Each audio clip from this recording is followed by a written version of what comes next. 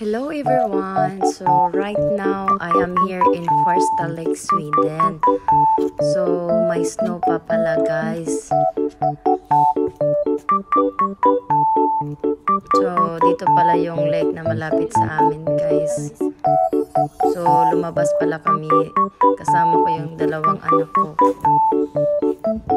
So trinay kong maglakad sana guys, pero nung napakan ko yung snow,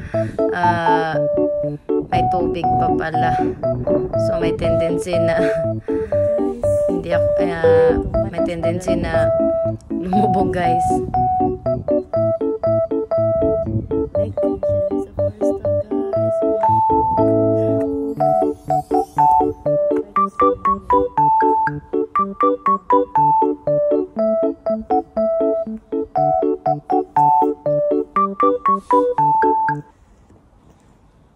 Oh my god.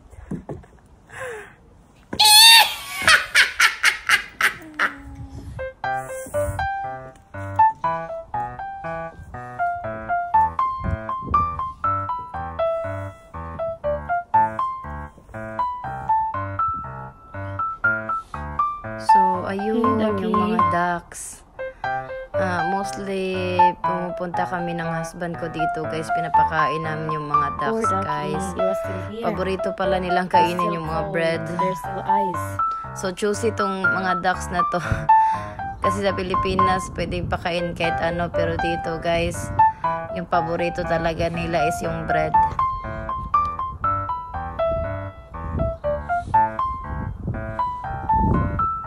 Sarap pala na pagmasdan guys, lalo na pag nagsama-sama yung mga ducks. Hey ducks.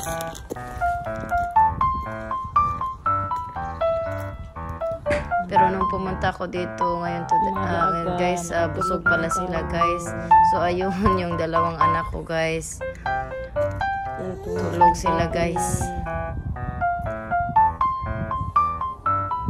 Sobrang ginawa pa kasi kahit na wala ng snow sa ngayon.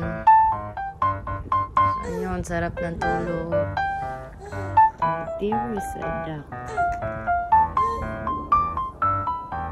So, ayun, yung mga ducks. Akala ko dati, pag maraming snow, aalis yung mga ducks dito, pero hindi pala. So, ito naman yung lake. Maliit na lake.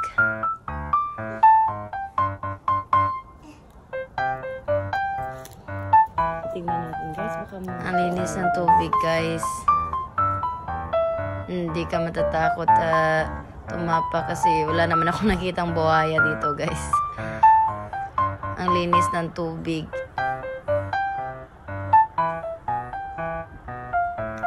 Ducky! So ayun, pinapakain ko sila guys. Nagdala ko ng biscuits guys. Kasi yun lang yung nakita ko sa bahay. Come duck!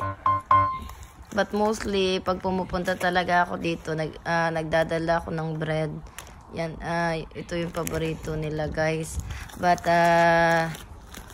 may mga tao din na pumupunta dito. Pinapakain din nila yung mga ducks. Kita nyo naman guys, may mga pagkain para sa kanila. So, ayun. Yung mga ducks. So, ayun. Kita nyo naman, ito yung lake na malapit sa amin guys. So, that's all for today's video. Thank you for watching.